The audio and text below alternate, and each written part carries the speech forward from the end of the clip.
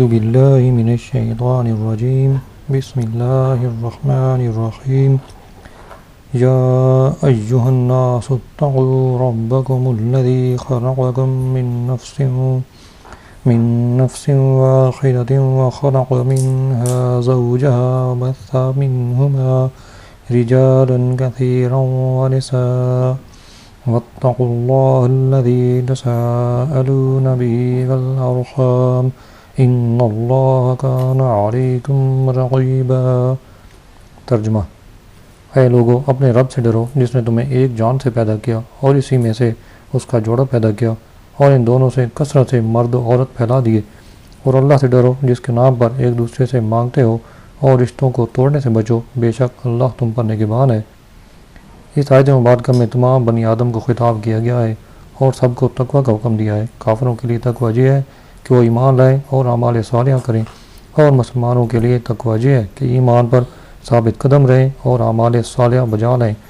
ہر ایک کو اس کے مطابق تقوی کا حکم ہوگا۔ اس کے بعد یہاں چند چیزیں بیان فرمائیں۔ نمبر 1، اللہ تعالیٰ نے تمام انسانوں کو ایک جان یعنی حضرت آدم علیہ السلام سے پیدا کیا۔ نمبر 2، حضرت آدم علیہ السلام کے وجود سے ان کا جوڑا یعنی حضرت حوا رضی اللہ عنہ کو پیدا کیا۔ نمبر 3، ان دونوں حضرات سے زمین میں نسل در نسل کثرت سے مرد و عورت کا سلسلہ جاری ہوا۔ نمبر 4، چونکہ نسل انسانی کے پھیلنے سے باہم ظلم اور حق تلفی کا سلسلہ بھی شروع ہوا، لہذا خوف خدا کا حکم دیا گیا تاکہ ظلم سے بچیں، اور چونکہ ظلم کی ایک صورت اور بدتر صورت رشتہ داروں سے قطع تعلق کی ہے، لہذا اس سے بچنے کا حکم دیا۔ مسلمانوں کا عقیدہ ہے کہ انسانوں کی ابتدا حضرت آدم علیہ السلام سے ہوئی، اور اس لیے آپ علیہ السلام کو ابو البشر یعنی انسانوں کو باپ کہا جاتا ہے، اور حضرت آدم علیہ السلام سے انسانیت کی ابتدا ہونا بڑی قوی دلیل سے ثابت ہے۔ مثلا دنیا کی مردم شماری سے پتہ چلتا ہے کہ آج سے 100 سال پہلے دنیا میں انسانوں کی تعداد آج سے بہت کم تھی، اور اس سے 100 برس پہلے اور بھی کم۔ تو اس طرح ماضی کی طرف چلتے چلتے اس کمی کی انتہا ایک ذات قرار پائے گی، اور وہ ذات حضرت آدم علیہ السلام ہے۔ یا یوں کہیے کہ قبیلوں کی کثیر تعداد ایک شخص پر جا کر ختم ہو جاتی ہے۔ مثلا سید دنیا میں کروڑوں پائے جائیں گے، مگر ان کی انتہا رسول اکرم صلی اللہ علیہ وسلم کی ایک ذات پر ہوگی۔ یوں ہی بنی اسرائیل کتنے بھی کثیر ہوں، مگر اس تمام کثرت کا اختتام حضرت یعقوب علیہ السلام کی ایک ذات پر ہوگا۔ اب اسی طرح اور اوپر کو چلنا شروع کریں تو انسانوں کے تمام کنبوں قبیلوں کی انتہا ایک ذات پر ہوگی، جس کا نام تمام انسانی کتابوں میں آدم علیہ السلام ہے۔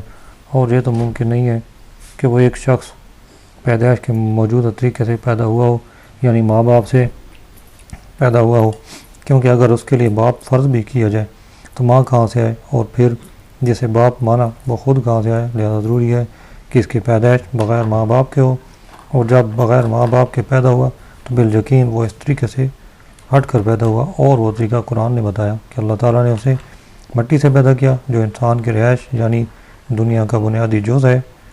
پھر یہ بھی ظاہر ہے کہ جب ایک انسان یوں وجود میں آ گیا تو دوسرا ایسا وجود چاہیے جس سے نسل انسانی چل سکے، تو دوسرے کو بھی پیدا کیا، لیکن دوسرے کو پہلے کی طرح مٹی سے بغیر ماں باپ کے پیدا کرنے کی بجائے جو ایک شخص انسانی موجود تھا اسی کے وجود سے پیدا فرما دیا، کیونکہ ایک شخص کے پیدا ہونے سے 9 موجود ہو چکی تھی، لہذا چنانچہ دوسرا وجود پہلے وجود سے کم تر اور عام انسانی وجود سے بلند تر طریقے سے پیدا کیا گیا، یعنی حضرت آدم علیہ السلام کی ایک بائیں پسلی ان کے آرام کے دوران نکالی، اور ان سے ان کی بیوی حضرت حوا رضی اللہ عنہ کو پیدا کیا گیا۔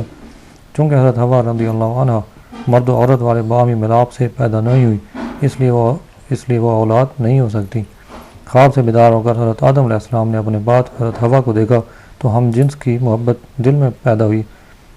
مخاطب کر کے حضرت حوا سے فرمایا تم کون ہو؟ انہوں نے عرض کیا عورت۔ فرمایا کس لیے پیدا کی گئی ہو؟ عرض کیا آپ کی تسکین کی خاطر۔ چنانچہ حضرت آدم علیہ السلام ان سے مانوس ہو گئے۔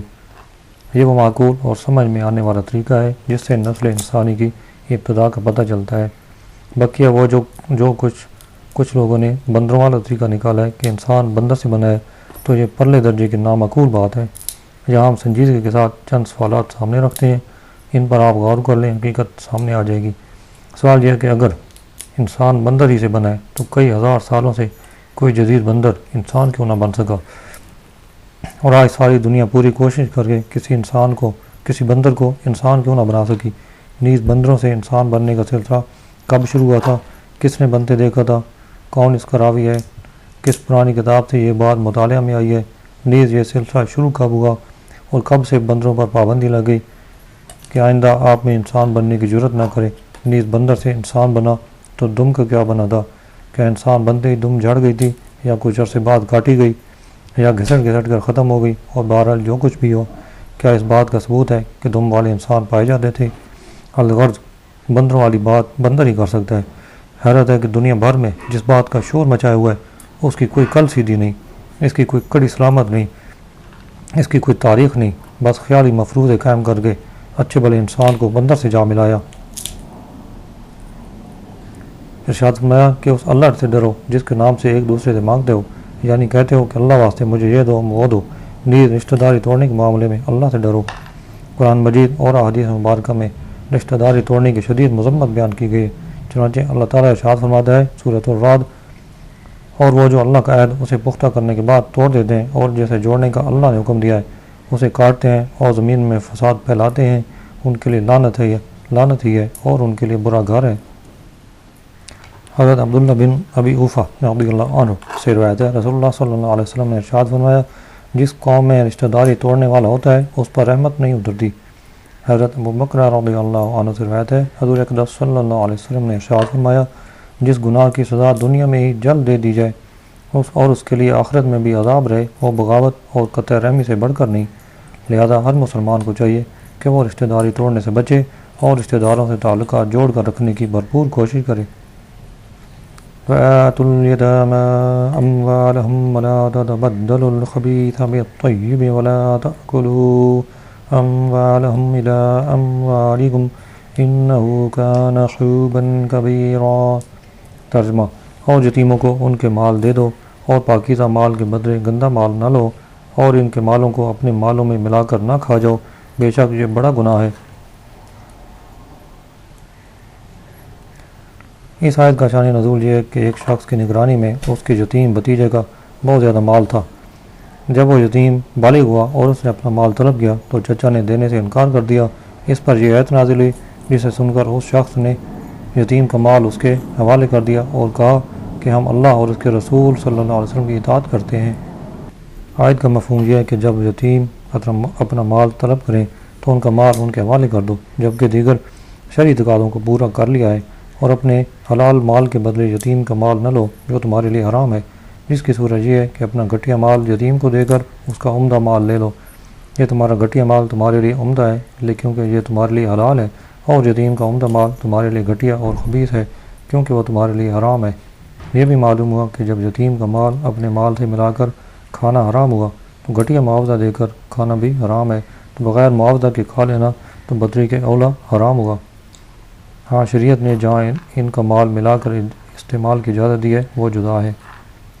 یتیم اس نابالغ لڑکے یا لڑکی کو کہتے ہیں جس کا باپ فوت ہو جائے۔ آیت مبارکہ کو سامنے رکھتے ہوئے یہاں یتیموں سے متعلق چند اہم مسائل بیان کیے جاتے ہیں۔ نمبر 1، یتیم کو تحفہ دے سکتے ہیں مگر اس کا تحفہ لے نہیں سکتے۔ نمبر 2، کوئی شخص فوت ہوا اور اس کے ورثاء میں یتیم بچے بھی ہوں تو اس طریقے سے 30 40واں نیاز فاتحہ خیرات کرنا سب حرام ہے، اور لوگوں کا یتیموں کے مال والی اس نیاز فاتحہ کے کھانا بھی حرام ہے۔ یہ مسئلہ بہت زیادہ پیش آنے والا ہے لیکن افسوس کہ لوگ بے درک یتیموں کا مال کھا جاتے ہیں۔ نمبر 3، ایسے موقع پر جائز نیاز کا طریقہ یہ ہے کہ بالغ ورثاء خاص اپنے مال سے نیاز دلائیں۔ یہ بھی یاد رہے کہ یہاں وہ دعوت مراد نہیں ہے جو تدفین کے بعد یا سوئم کے دن پکائی جاتی ہے، کیونکہ وہ دعوت تو بہر صورت ناجائز ہے، خواہ اپنے مال سے کریں۔ مسئلہ تیجا فاتحہ کا اصالہ ثواب جائز ہے لیکن رشتہ داروں اور اہل محلہ کی جو دعوت کی جاتی ہے یہ ناجائز ہے، وہ کھانا صرف فقراء کو کھلانے کی اجازت ہے۔ اس کے بارے میں مزید تفصیل جاننے کے لیے فتاوی رضویہ کی 9ویں جلد سے مطالعہ فرمائیں۔ وَإِنْ خِفْتُمْ أَلَّا تُقْسِطُوا فِي الْيَتَامَىٰ فَانكِحُوا مَا طَابَ لَكُم مِّنَ النِّسَاءِ مَثْنَىٰ وَثُلَاثَ وَرُبَاعَ فَإِنْ خِفْتُمْ أَلَّا تَعْدِلُوا فَوَاحِدَةً أَوْ مَا مَلَكَتْ أَيْمَانُكُمْ ذَلِكَ أَدْنَىٰ أَلَّا تَعُولُوا۔ ترجمہ، اور اگر تمہیں اندیشہ ہو کہ یتیم لڑکیوں میں انصاف نہ کر سکو گے تو ان عورتوں سے نکاح کرو جو تمہیں پسند ہو، 2 2 اور 3 3 اور 4 4۔ پھر اگر تمہیں اس بات کا ڈر ہو کہ تم انصاف نہ کر سکو گے تو صرف ایک سے نکاح کرو، یا لونڈیوں پر گزارا کرو جن کے تم مالک ہو، یا یہ اس سے زیادہ قریب ہے کہ تم سے ظلم نہ ہو۔ اس آیت کے معنی میں چند اقوال ہیں۔ امام حسن بصری رحمۃ اللہ علیہ کے قول ہے کہ پہلے زمانے میں مدینہ کے لوگ اپنی زیر سرپرستی یتیم لڑکیوں سے ان کے مال کی وجہ سے نکاح کر لیتے، حالانکہ ان کی طرف انہیں کوئی رغبت نہ ہوتی تھی۔ پھر ان یتیم لڑکیوں کے حقوق پورے نہ کرتے اور ان کے ساتھ اچھا سلوک نہ کرتے، اور ان کے مال کے وارث بننے کے لیے ان کی موت کے منتظر رہتے۔ اس آیت میں انہیں اس حرکت سے روکا گیا۔ نمبر 2، دوسرا قول یہ ہے کہ لوگ یتیموں کی سرپرستی کرنے سے تو ناانصافی ہو جانے کے ڈر سے گھبراتے تھے، لیکن زنا کی پرواہ نہ کرتے تھے۔ انہیں بتایا گیا کہ اگر تم ناانصافی کے اندیشہ سے یتیموں کی سرپرستی سے گریز کرتے ہو تو زنا سے بھی خوف کرو، اور اس سے بچنے کے لیے جو عورتیں تمہارے لیے حلال ہیں ان سے نکاح کرو اور حرام کے قریب مت جاؤ۔ تیسرا قول یہ ہے کہ لوگ یتیموں کی سرپرستی میں تو ناانصافی کرنے سے ڈرتے تھے، لیکن بہت سے نکاح کرنے میں کچھ خطرہ محسوس نہیں کرتے تھے۔ انہیں بتایا گیا کہ جب زیادہ عورتیں نکاح میں ہوں تو ان کے حق میں ناانصافی سے بھی ڈرو، جیسے یتیموں کے حق میں ناانصافی کرنے سے ڈرتے ہو، اور اتنی ہی عورتوں سے نکاح کرو جن کے حقوق ادا کر سکو۔ نمبر 4، حضرت اکرمہ رضی اللہ عنہ نے حضرت عبداللہ بن عباس سے روایت کیا کہ قریش 10 بلکہ اس سے بھی زیادہ عورتیں کرتے تھے، اور جب ان کا بوجھ نہ اٹھا سکتے تو جو یتیم لڑکیاں ان کی سرپرستی میں ہوتی ان کے مال خرچ کر ڈالتے۔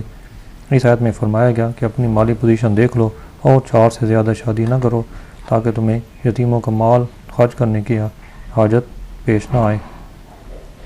نکاح سے متعلق 2 شرعی مسائل۔ نمبر 1، اس آیت سے معلوم ہوا کہ آزاد مرد کے لیے ایک وقت میں 4 عورتوں تک نکاح جائز ہے۔ نمبر 2، تمام امت کا اجماع ہے، ایک وقت میں 4 عورتوں سے زیادہ نکاح میں رکھنا کسی کے لیے جائز نہیں سوائے رسول کریم صلی اللہ علیہ وسلم کے، اور یہ بات آپ کی خصوصیات میں سے ہے۔ ابو داؤد کی حدیث میں ہے کہ ایک شخص نے اسلام قبول کیا، اس کی 8 بیویاں تھیں۔ نبی کریم صلی اللہ علیہ وسلم نے فرمایا ان میں سے صرف 4 رکھنا۔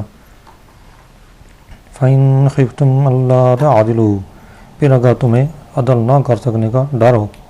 آیت میں 4 تک شادیاں کرنے کی اجازت دی گئی ہے، لیکن اس کے ساتھ ہی فرمایا کہ اگر تمہیں اس بات کا ڈر ہو کہ ایک سے زیادہ شادی کرنے کی صورت میں سب کے درمیان عدل نہیں کر سکو گے تو صرف ایک سے شادی کرو۔ اس سے یہ معلوم ہوا کہ اگر کوئی 4 میں عدل نہیں کر سکتا لیکن 3 میں کر سکتا ہے تو 3 شادیاں کر سکتا ہے، اور 3 میں عدل نہیں کر سکتا لیکن 2 میں کر سکتا ہے تو 2 کی اجازت ہے۔ یہ بھی معلوم ہوا کہ بیویوں کے درمیان عدل کرنا فرض ہے، اس میں نئی پرانی کنواری یا دوسرے کی متعلقہ بیوہ سب برابر ہیں۔ یہ عدل لباس میں، کھانے پینے میں، رہنے کی جگہ میں اور رات کو ساتھ رہنے میں لازمی ہے، ان امور میں سب کے ساتھ یکساں سلوک ہو۔ وَآتُوا النِّسَاءَ صَدُقَاتِهِنَّ نِحْلَةً فَإِن طِبْنَ لَكُمْ عَنْ شَيْءٍ مِّنْهُ نَفْسًا فَكُلُوهُ هَنِيئًا مَرِيئًا۔ ترجمہ، اور عورتوں کو ان کے مہر خوشی سے دو، پھر اگر وہ خوش دلی سے مہر میں سے کچھ تمہیں معاف کر دیں، تمہیں کچھ دے دیں تو اسے پاکیزہ خوشگوار سمجھ کر کھاؤ۔ اس آیت میں اللہ تعالیٰ نے شوہروں کو حکم دیا کہ وہ اپنی بیویوں کو ان کے مہر خوشی سے ادا کریں، پھر اگر ان کی بیویاں خوش دلی سے اپنے مہر میں سے انہیں کچھ تحفے کے طور پر دے دیں تو وہ اسے پاکیزہ اور خوشگوار سمجھ کر کھائیں، اس میں ان کا کوئی دنیوی یا اخروی نقصان نہیں ہے۔ اس آیت سے کئی چیزیں معلوم ہوئی۔ نمبر 1، مہر کی مستحق عورتیں ہیں نہ کہ ان کے سرپرست، لہذا اگر سرپرستوں نے مہر وصول کر لیا ہو تو انہیں لازم ہے کہ وہ مہر کی اس کی مستحق عورت کو پہنچا دیں۔ نمبر 2، مہر سمجھ بوجھ کر نہیں دینا چاہیے بلکہ مہر بوجھ سمجھ کر نہیں دینا چاہیے بلکہ عورت کا شرعی حق سمجھ کر اللہ تعالیٰ کے حکم پر عمل کرنے کی نیت سے خوشی دینا چاہیے۔ نمبر 3، مہر دینے کے بعد زبردستی یا انہیں تنگ کر کے واپس لینے کی اجازت نہیں ہے۔ نمبر 4، اگر عورتیں خوشی سے پورا یا کچھ مہر تمہیں دے دیں تو وہ حلال ہے، اسے لے سکتے ہیں۔ ہمارے زمانے میں لوگ عورتوں کو مہر واپس دینے یا معاف کرنے پر باقاعدہ تو مجبور نہیں کرتے، لیکن کچھ اپنی چرب زبانی اور کچھ اپنے رویے کو بگاڑ کر اور موڈ آف کر کے اور میل برتاؤ میں انداز تبدیل کر کے مہر کی معافی یا واپسی پر عورت کو مجبور کرتی ہیں۔ یہ سب صورتیں ممنوع ہیں، بلکہ بعض اعتبار سے اس میں زیادہ خباثت اور کمینگی ہے۔ ایسے لوگ مہر معاف بھی کروا لیتے ہیں اور اپنے نفس کو بھی راضی رکھتے ہیں کہ ہم نے کون سا مجبور کیا ہے، انہیں اللہ ہدایت دے۔ وَلَا تُؤْتُوا السُّفَهَاءَ أَمْوَالَكُمُ الَّتِي جَعَلَ اللَّهُ لَكُمْ قِيَامًا وَارْزُقُوهُمْ فِيهَا وَاكْسُوهُمْ وَقُولُوا لَهُمْ قَوْلًا مَّعْرُوفًا۔ ترجمہ: اور کم عقلوں کو ان کے وہ مال نہ دو جسے اللہ نے تمہارے لیے گزر بسر کا ذریعہ بنایا ہے، اور انہیں اس مال میں سے کھلاؤ اور پہناؤ اور ان سے اچھی بات کہو۔ اس آیت میں چند احکام بیان فرمائے جن کا خلاصہ یہ ہے کہ جن بچوں کی پرورش تمہارے ذمہ ہے اور ان کا مال تمہارے پاس ہے، اور وہ بچے اتنی سمجھ نہیں رکھتے کہ مال کا مصرف پہچانے، بلکہ اسے بے محل خرچ کرتے ہیں، اور اگر ان کا مال ان پر چھوڑ دیا جائے تو وہ جلد ضائع کر دیں گے۔ حالانکہ مال کی بہت اہمیت ہے، کسی کے ساتھ زندگی کی بقا ہے، لہذا جب تک مال کی اچھی طرح سمجھ انہیں حاصل نہ ہو جائے تب تک ان کے مال ان کے حوالے نہ کرو، بلکہ ان کی ضروریات جیسے کھانے پینے اور پہننے کے اخراجات وغیرہ ان کے مال سے پورے کرتے رہو۔ البتہ ان سے اچھی بات کہتے رہو جس سے ان کے دل کو تسلی رہے اور وہ پریشان نہ ہو۔ مثلا ان سے کہو کہ بھائی تمہارا مال تمہارا ہی ہے، اور جب تم ہوشیار سمجھدار ہو جاؤ گے تو یہ تمہارے حوالے کر دیا جائے گا۔ اچھی بات کہنے کے معنی یہاں مفسرین نے وہ لیا ہے جو ابھی بیان ہوا، البتہ مطلقاً اچھی بات میں بہت سی چیزیں داخل ہیں۔ یہ بھی اس میں داخل ہے کہ ان کو آداب زندگی سکھاؤ، کھانے پینے، اٹھنے بیٹھنے، بات چیت کرنے، سب کاموں میں ان کی تربیت کرو۔ وَابْتَلُوا الْيَتَامَىٰ حَتَّىٰ إِذَا بَلَغُوا النِّكَاحَ فَإِنْ آنَسْتُم مِّنْهُمْ رُشْدًا فَادْفَعُوا إِلَيْهِمْ أَمْوَالَهُمْ وَلَا تَأْكُلُوهَا إِسْرَافًا وَبِدَارًا أَن يَكْبَرُوا وَمَنْ كَانَ غَنِيًّا فَلْيَسْتَعْفِفْ وَمَنْ كَانَ فَقِيرًا فَلْيَأْكُلْ بِالْمَعْرُوفِ فَإِذَا دَفَعْتُمْ إِلَيْهِمْ أَمْوَالَهُمْ فَأَشْهِدُوا عَلَيْهِمْ وَكَفَىٰ بِاللَّهِ حَسِيبًا۔ ترجمہ: اور یتیموں کی سمجھداری کو آزماتے رہو یہاں تک کہ جب وہ نکاح کے قابل ہوں۔ اگر تم ان کی سمجھداری دیکھو تو ان کے مال ان کے حوالے کر دو، اور ان کے مال فضول خرچی سے اور اس ڈر سے جلدی نہ کھاؤ کہ وہ بڑے ہو جائیں گے، اور جس سے حاجت نہ ہو تو وہ بچے اور جو حاجت مند ہو وہ بقدر مناسب کھا سکتا ہے۔ پھر جب تم ان کے مال ان کے حوالے کرو تو ان پر گواہ کر لو، اور حساب لینے کے لیے اللہ کافی ہے۔ اس آیت مبارکہ میں یتیموں کے حوالے سے بہت واضح احکام دیے ہیں۔ چنانچہ فرمایا کہ جن یتیموں کا مال تمہارے پاس ہو ان کی سمجھداری کو آزماتے رہو، جس کی ایک صورت یہ ہے کہ ان کا مال دے کر وقتاً فوقتاً انہیں دیکھتے رہو کہ کیسے خرچ کرتے ہیں۔